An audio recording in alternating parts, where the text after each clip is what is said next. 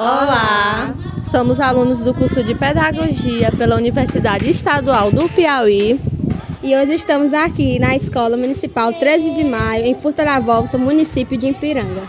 Onde a gente vai ter uma roda de conversa com os funcionários a respeito do tema educação informal, educação não formal, educação formal e instituição escolar.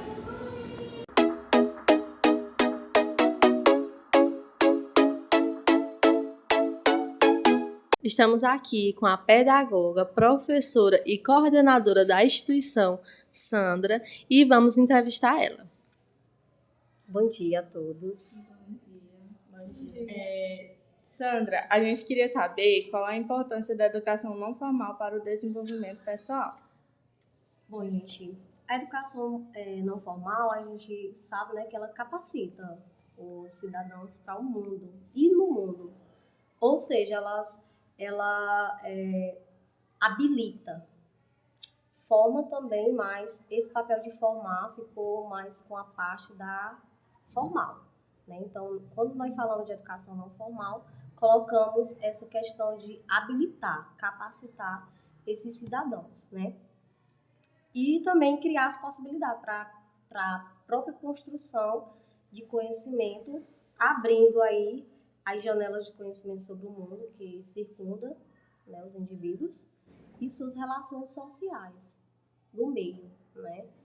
E aí, levando em consideração também que essa educação ela é nas escolas filantrópicas, as ONGs não governamentais, e eu tive até um pouco desse como digamos, né, eu tive presenciado durante o meu estágio, quando eu também estava me formando para pedagoga. Eu estagiei em uma escola filantrópica, que era esse movimento, capacitar os indivíduos de forma dinâmica, né, para o mundo. É muito interessante, né, essa questão da educação não formal, o quanto ela contribui para o desenvolvimento ali da criança, do adolescente, ali, né? E ela é essencial, né, para a educação formal, até chegar lá, ela é muito importante. E como os espaços não formais contribuem para a construção do conhecimento? Nesse sentido, né, ela contribui de forma positiva no processo de ensino-aprendizagem. Como?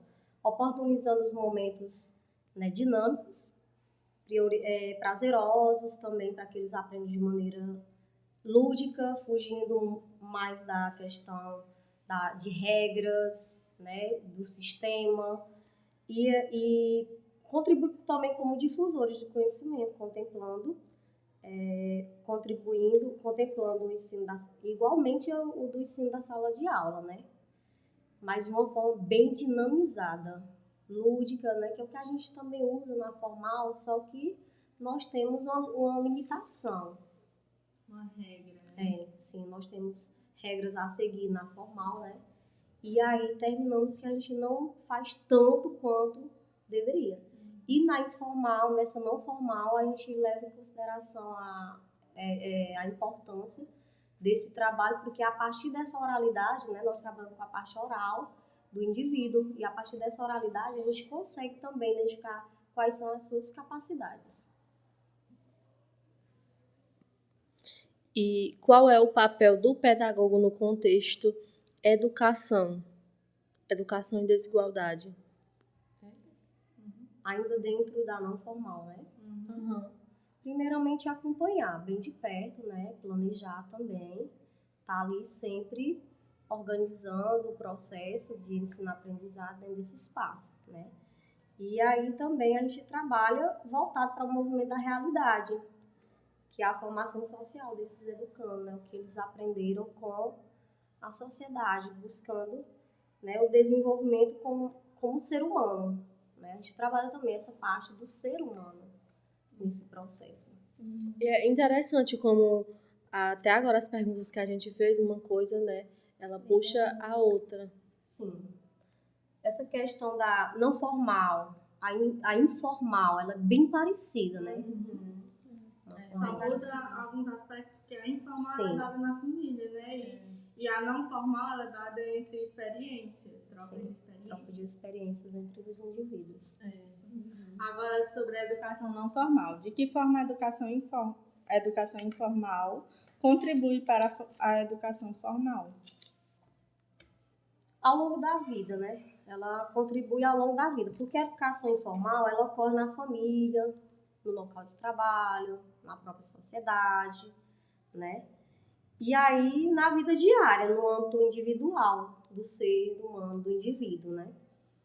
E aí entra em consideração a questão dos valores, das atitudes, né? Que as atitudes e os valores a gente adquire também a partir das experiências que adquirimos pelo meio, que é justamente a troca, a partir dessa troca. E a educação informal, ela é muito importante, né, na formal, porque vem de dentro da família e a família contribui. É a base, né? É a base. É quando nós falamos sempre dentro da educação formal, que a educação do indivíduo, ela começa desde os primeiros anos de vida, dentro da família, né? Que é quando ela aprende os costumes, os hábitos, né? As atitudes, elas são a partir daí, né, que é analisada a questão do comportamento. É a partir da base familiar. E, assim, o que a criança aprende dentro de casa, ela traz para a escola. Sim. Seja ele um comportamento bom ou ruim, ela vai desenvolver na escola. Ela vai também fazer isso, né, fora da família. Exatamente. É por isso que vai agir da mesma forma que ele vê. Então, é por isso que ela é tão fundamental dentro da educação formal. Sim. Até porque a família, ela tem que estar junto com a educação. Tem que manter essa parceria para que tudo ocorra como deve ser, né? A família também é a base, né? É a base. E para você, quais são os objetivos da educação informal dentro da escola? Nós até já falamos um pouco, né? As perguntas, elas são bem parecidas. É a questão dos objetivos que são desenvolvidos, os atos e as atitudes, que vêm justamente do que foi aprendido, né, no seio familiar. Também na sociedade, não só dizendo que ele vai aprender só ali da família, mas envolve também a questão do que ele adquire no meio que ele está inserido, né? E aí, assim, o ato é aquela rotina de comportamento que ele repete frequentemente, né, que é dada daí, dessa educação informal, que vem da família, do nosso dia a dia. E aí também a questão das atitudes, é a maneira como ele vai agir depois, né? Ele vai presenciar e depois ele vai reproduzir, que é no próprio agir. E aí a gente já vai observando o comportamento desse educando a partir dessa convivência, né, com a família. Aí, educação formal e a instituição escolar. Qual é o papel da educação formal?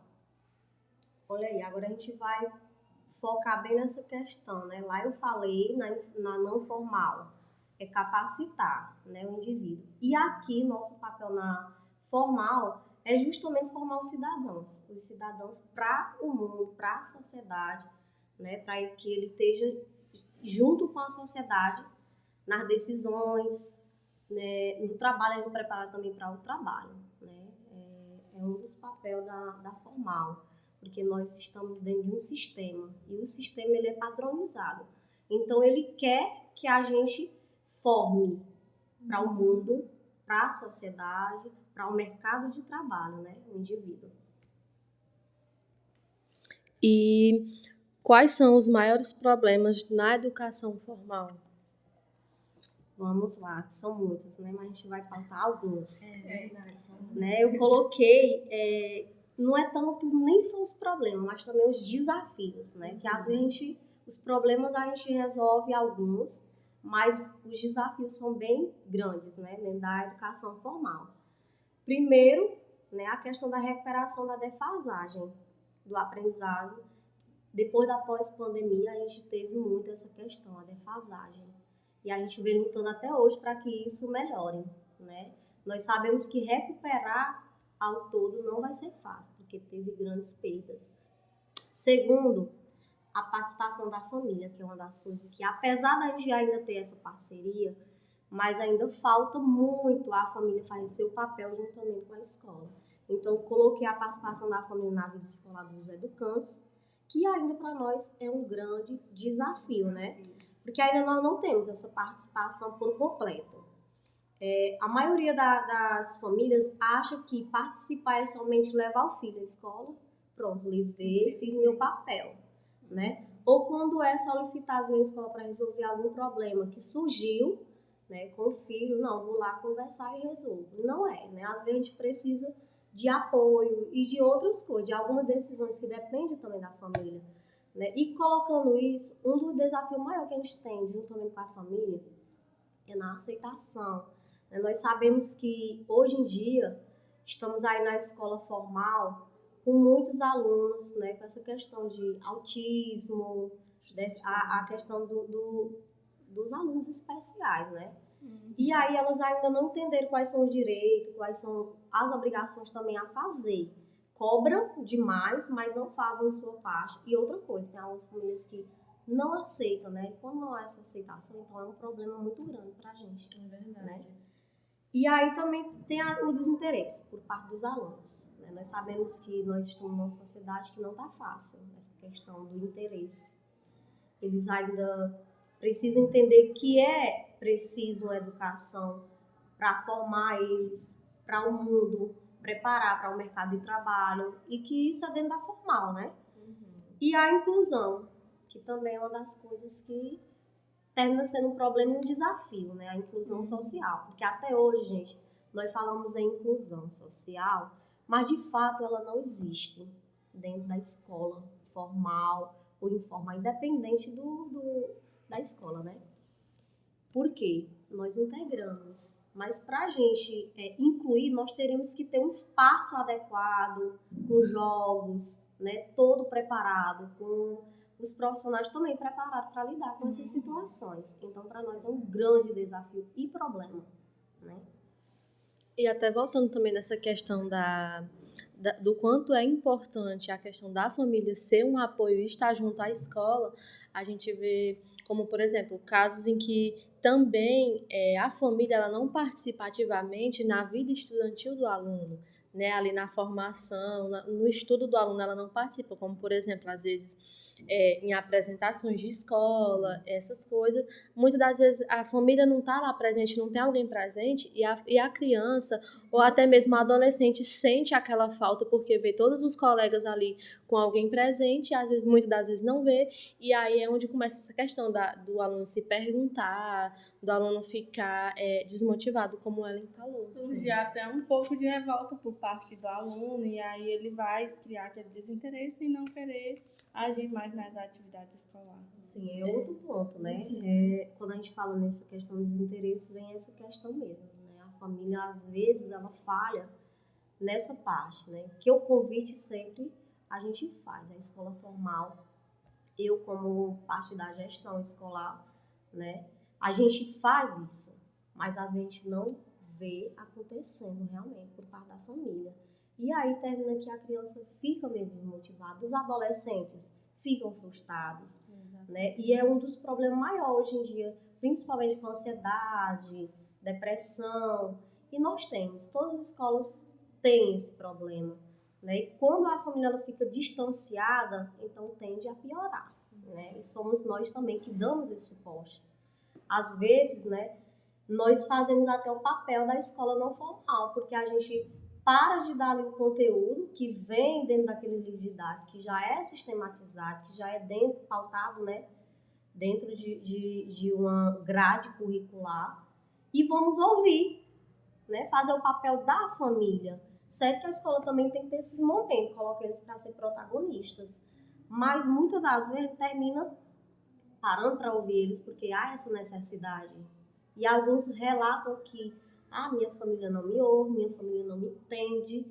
E aí vem outros problemas sérios, né? E aí eu até esqueci de colocar a questão dos investimentos também. Ainda é muito pouco para que a gente trabalhe de forma precisa. A questão da estrutura deixa muito a desejar, né, na escola formal. Né? Verdade. qual a maior dificuldade que as escolas estão enfrentando atualmente? Eu acho que a gente até falou um pouco sobre isso. E quando nós colocamos aqui esses problemas que eu coloquei que são os desafios, né, a gente já até falou. Um dos que a gente enfrenta atualmente é justamente essa participação ativa, né, na vida escolar do aluno, até porque a gente dá essa abertura, a escola é democrática.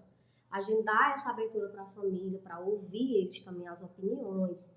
E eu não sei se todas as escolas formal usam da mesma forma que a gente usa a questão do conselho escolar.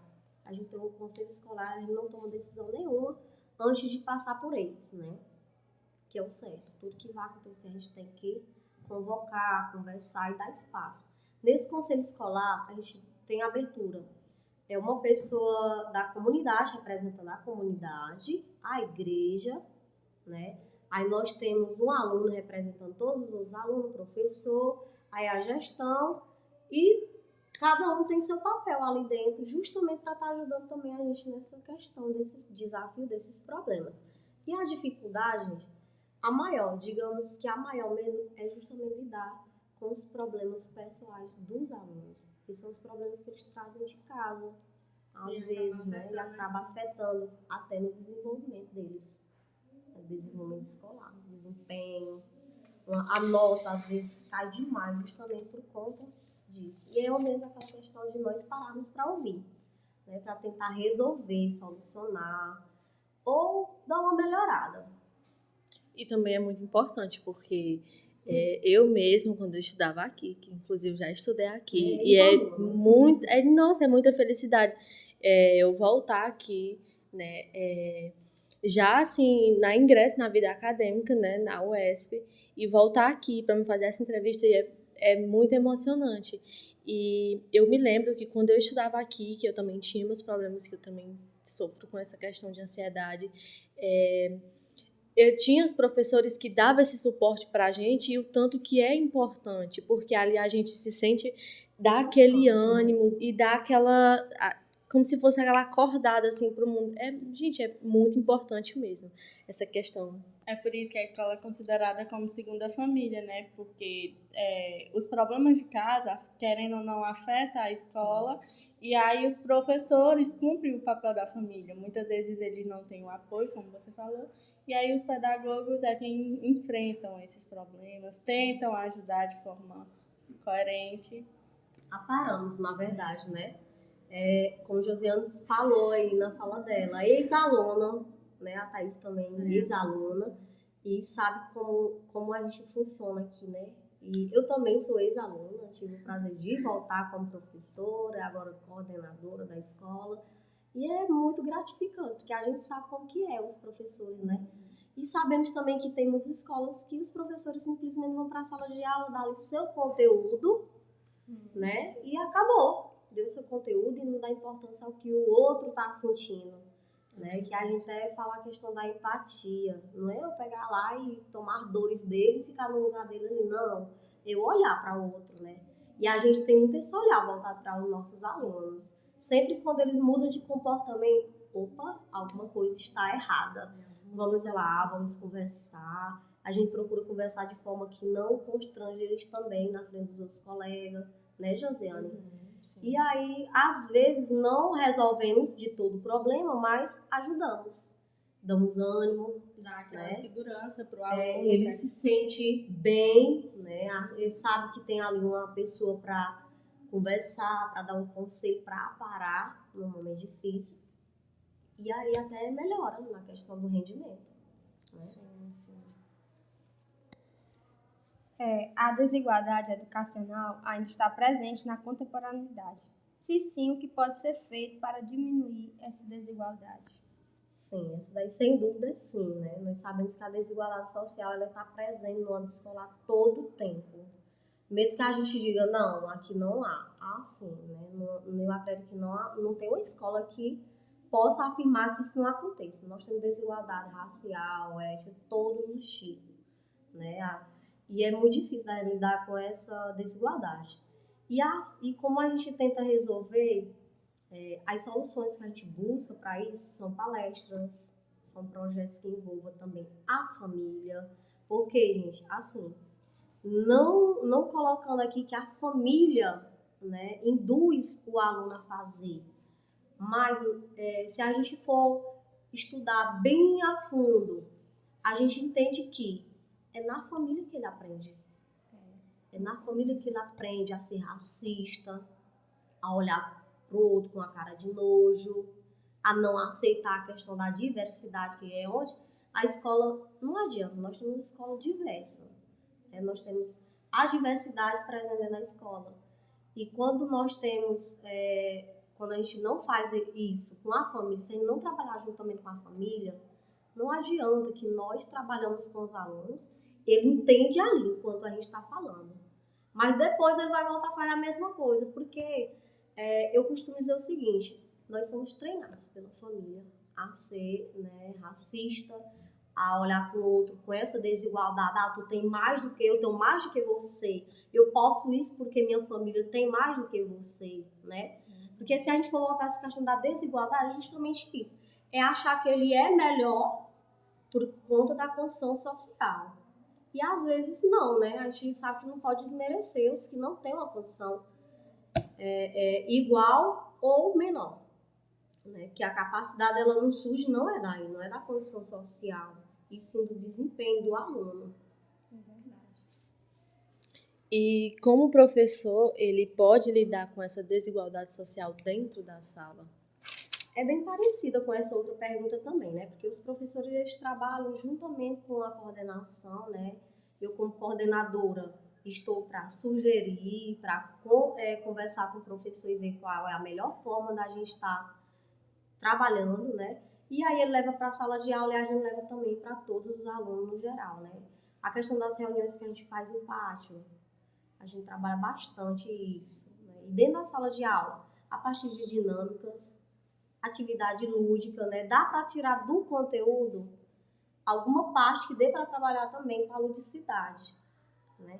Eu dou aula de inglês, gente. É assim, é um pouco diferenciado da minha formação, porque eu fiz também 2 cursos básicos de inglês e como a gente não foi privilegiada aí com um professor mesmo formado nessa área, terminou que eu fui chamada para ser essa professora de inglês. Então eu fiquei, meu Deus, o que eu vou fazer? Sou pedagoga. E aí fui surpreendida com aulas de inglês. Porque a gente até tinha um rapaz, um professor, que era formado nessa língua estrangeira. Porém, ele pediu para sair de uma hora para outra, e aí fora ele só tinha eu com esse curso. Né? E aí eu fiquei, o que eu vou fazer? Uma área totalmente diferente da minha. Mas eu disse, não, também não vou desistir, a gente tem que ter um joguinho de cintura, né, para isso. Fui observar como que era o livro, ele é muito difícil, principalmente pra gente que não tem inglês desde o infantil, né? E aí eu observei que tem várias, as unidades, ela com um tema a ser trabalhado, né, com a temática. E eu já começo a trabalhar esse conteúdo com essa temática, que é voltado também para o que a gente vive atualmente, né? Alguns problemas, alguns enfrentamentos que nós temos que ter. E como é que eu trabalho? De forma dinamizada. Sempre eu trago uma dinâmica. Quando eu não trago uma dinâmica, eu trago um vídeo, né? Uma música que retrate aquele conteúdo, para que ele se sinta até melhor, né?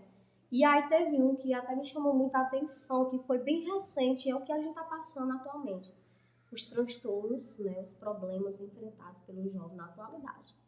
Então, o que foi que eu fiz? Eu fiz uma dinâmica e coloquei história e sua dor. E lá estavam todos os problemas enfrentados na atualidade. E ele disse, vamos repetir depois? Por quê? Porque deu essa abertura para ele, estourou sua dor, né? Aí depois fiz outra atividade que um aluno me pediu. Joga o seu medo no lixo, que está dentro também desses transtornos, né? Desses problemas enfrentados. Um aluno me pediu no privado, a senhora trabalha na outra aula com isso? Porque eu preciso abafar a partir disso. Então, eu como professora, eu vou ouvi-lo, né? E aí depois ele veio e me deu um obrigado, porque ele realmente desabafou. E assim, a gente tem muito essa questão do preconceito. Às vezes um aluno está passando por uma dificuldade e tem vergonha de falar na frente do coleguinha, porque vai pensar assim, ele vai zombar de mim. E aí eles querem que seja mais restrito, e é por isso que essa dinâmica é bastante importante, porque o aluno consegue se abrir de forma que os coleguinhas não zombem ele, não corram esse medo, porque hoje em dia a gente vive numa sociedade bastante crítica e preconceituosa, exatamente. E o aluno ele tem medo de se expressar através de seu sentimento, por medo do que os coleguinhas vão falar, do que a família dele vai falar, e aí é muito difícil hoje em dia. E essas atividades, essas dinâmicas são muito importantes. Olha, a partir do seu relato, eu lembrei também de outra atividade que eu trabalhei, que foi uma carta aberta, de 6º ao 9º ano, que estava dentro de um conteúdo também. E aí nessa carta aberta, o que é que eles iam me dizer? Se já sofreram algum tipo de bullying, de algum trauma que interferisse na educação, né? E aí, teve uma menina que colocou que dentro de casa ela sofria bullying. Aí eu fiquei, como assim bullying? Né? Eu li todas, só eu tive acesso a elas, né? Os outros alunos não, porque era uma carta aberta para mim mesmo, né? E ela colocou que ela tem um cabelo, né? Um cabelo que não é um cabelo padrão ali, que as pessoas aceitam facilmente. E que o pai era um dos que dizia, minha filha, vai ajeitar esse cabelo teu, vai mandar fazer uma selagem, porque esse cabelo teu é não apresentável, principalmente na escola. Tá? Sendo que ele, né, ele é negro. E aí, como é que ele queria que essa menina, né, fosse diferente? Então, eu acredito assim, que a família ela não pode estar colocando a criança para se limitar, deixar fazer as coisas porque a sociedade quer, porque os outros querem. E aí ela colocou, mas, né, ela fazia esses procedimentos no cabelo para ser apresentável. E me chamou muita atenção. O que é apresentar para a sociedade hoje em dia? Sim, É você estar dentro de um padrão? É você estar sempre ali, né, na moda? Eu acho que o apresentável é eu me sentir bem. Independente que o outro vá julgar ou não, né? Mas vindo da família, de um pai, eu achei muito pesado. Porque como é que essa criança ficou? E exatamente. daí vai surgindo os Outros transtornos. problemas que vai afetar na vida dela pro resto da vida. Porque ela não vai esquecer essa fala dele. E também logo quem, né? Quem deveria mais dar Apoiar. apoio, quem deveria incentivar essa questão da autoaceitação e da pessoa se sentir bem consigo mesma. Sim. Realmente é muito pesado. Que tinha que vir, né? Que entra aí na questão da educação informal. Sim, sim. Ele tinha que ter ensinado de outra forma. Ó, minha filha, você não é obrigada a fazer o que o outro quer. Nós vamos ter que se apresentar à sociedade da maneira que nós somos. Não tem como nós negarmos nossa cultura, nossos antepassados. Não há. Não tem esse segredo de você querer sempre estar andando. Não. Eu, assim, eu gosto de me apresentar do jeito que eu vá me sentir bem. Porque se eu não me sentir bem, então eu estou mascarada. Né? E ainda sobre a questão da desigualdade, como é que essa desigualdade social ela afeta a educação no Brasil? A primeira é a evasão escolar, né? Que, como a gente já relatou a questão desses problemas, eles terminam distanciando mais os alunos da escola. Tem alguns que não aguentam, não suportam, a ponto de desistir. Então, a primeira é a evasão escolar, né? E aí também a falta de oportunidade do trabalho. Às vezes, por ele achar que não vai ter essa oportunidade, ele termina não indo, ingressando numa universidade, numa faculdade, parando por onde, né, por o ensino médio, achando que pronto, conclui tudo. E quais são os impactos da pobreza dentro da educação escolar, na instituição? Quais são as dificuldades que vocês enfrentam em relação à pobreza? Bom, a questão a falta de recurso financeiro, né, nos lares, principalmente nas famílias, que terminam obrigando, né, as pessoas a irem procurar fonte de renda fora. E aí nós terminamos também enfrentando isso na escola, né, porque alguns terminam desistindo, que entra também de novo a evasão escolar. Desistindo de estudar porque tem que se manter, né, tem que sobreviver, tem que ter o pão de cada dia. E para isso ele só consegue se ele for trabalhar, para ajudar a família, né? Apesar de hoje a gente já ter esse benefício aí, né, o Bolsa Família, o benefício social, né, do governo, mas é pouco. Para nós aqui do interior, dá para a gente se virando porque nós temos outros meios de sobrevivência, né, da roça. Mas na cidade grande, se a gente for fazer essa comparação, é muito pouco, não dá. E o custo-benefício da vida na cidade é muito maior. Muito, cara. Altíssimo para o valor que eles recebem, né? E às vezes, gente, ainda tem mais isso.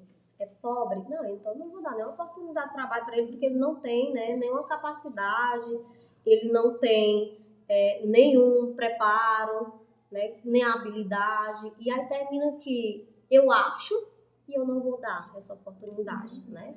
Sem antes nem testar com as pessoas. Porque às vezes eu não tenho aquele estudo necessário para estar em um meio de trabalho ali, mas eu posso adquirir, né, com as experiências. Né? Quando nós falamos também da educação informal, que é uma das que me chamou muita atenção, as trocas de experiência. Nossos pais, a maioria, não estudaram até o ensino médio, não terminaram nem o ensino fundamental completo. Mas eles têm muito a ensinar, porque eles aprenderam também, né, com no meio, na própria sociedade, de geração para geração, das famílias passadas. E às vezes está me instruindo até melhor os filhos. Né? E eu acredito que a maioria que não teve essa oportunidade também incentive. Porque eu tive incentivo. Meu pai não teve a oportunidade de estudar, terminar o ensino fundamental, porque naquele tempo era muito difícil essa questão de estudar e ter que trabalhar para sobreviver também. Né? Era muito mais difícil. E aí ele disse que queria pelo menos 1 ou 2 formados, mas foi muito difícil também para a gente chegar a essa formação. Sim, só a gente é quem sabe, realmente. As dificuldades surgem, às vezes a desistência é a primeira coisa que a gente pensa, eu pensei bastante. Depois, né, apoio da família, da minha mãe, do meu próprio pai, né, dos irmãos. Não desiste, Sandra, tu já está terminando. Eu disse, minha gente, eu não tenho condição mais de manter, porque eu também fazia um tratamento para psoríase vulgar crônica, porque eu tenho um problema de saúde sério. E eu fazia esse tratamento em meio estudo. E tive problema também dentro da educação, da instituição, da federal, né, da universidade, porque tinha um professor que não aceitava a minha saída para o tratamento, e aí ele não aceitava o meu trabalho. Dizia que não tinha que me avaliar, mesmo eu deixando de trabalho. Então é muito difícil, não é fácil. Muito difícil mesmo. Se a gente que passa, a gente sabe a dificuldade que encontrar. A gente que já tá ainda está no início do curso, já encontramos bastante. Quem dirá daqui pro final, que são 4 anos e meio. Muita coisa ainda pra gente ver. Mas é bom que a gente também aprende a dar mais valor, né? E também a gente repassa para os outros alunos que só pensam em desistir, que acham que as coisas é assim, a gente vai lá de home, a gente não é assim, né? Dá conselhos, explica que não é fácil, mas também não é impossível e que precisa, faz parte do processo. Essa parte da dificuldade aí. Demais essa oportunidade, como eu falei, de estar retornando aqui a essa escola. É muita felicidade também, muito emocionante, né? Essa roda de conversa que a gente teve. Então, muito obrigada de verdade, Sandra, por o espaço, por o tempo. Muito obrigada, de verdade. Por nada, eu que agradeço de terem procurado. E a gente sempre está aqui para ajudar. A gente sabe que nessa parte da formação vocês precisam muito dessa ajuda, né? E eu espero que minhas falas tenham contribuído para alguma coisa. Tá? Estou aqui, precisando, voltem.